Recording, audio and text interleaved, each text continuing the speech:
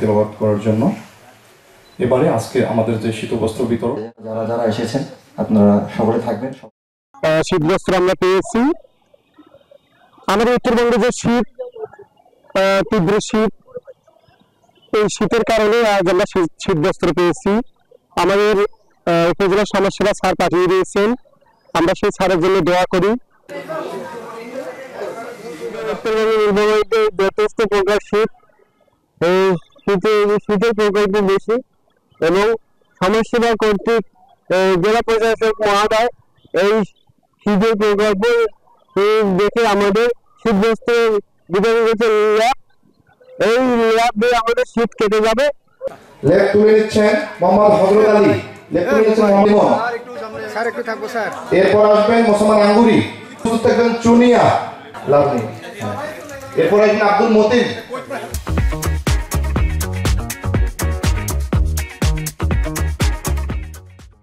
এই মানুষদের আসলে লেপ কেনার পয়সা থাকে না, অনেক সময় বিভিন্ন দপ্তরের কাছ থেকে কম্বল নিয়ে তারা শীত নিবারণ করে।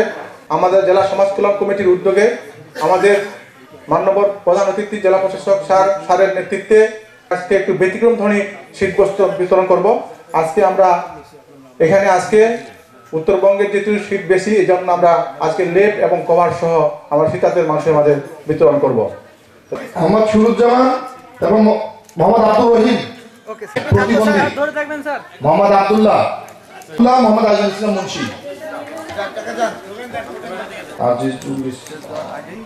আমাদের কমিটি চিন্তা করলাম যে এমন কিছু একটা দেই যেটা মানুষ অনেকদিন ব্যবহার করতে পারবে এবং টেকসই হয়। সেই জন্য আমাদের এই উদ্যোগে 210 জনকে আমরা দেখা যে এই টাকা দিয়ে 210 জনকে খুব ভালো মানে ল্যাব তৈরি করে কমার্শিয়াল ল্যাব তৈরি করে দেওয়া। আমরা এক্ষেত্রে সিলেকশন করার ক্ষেত্রে আমরা আমাদের হিজড়া জনগোষ্ঠী যারা তৃতীয় লিঙ্গের আছেন তাদেরকে সিলেক্ট করেছি।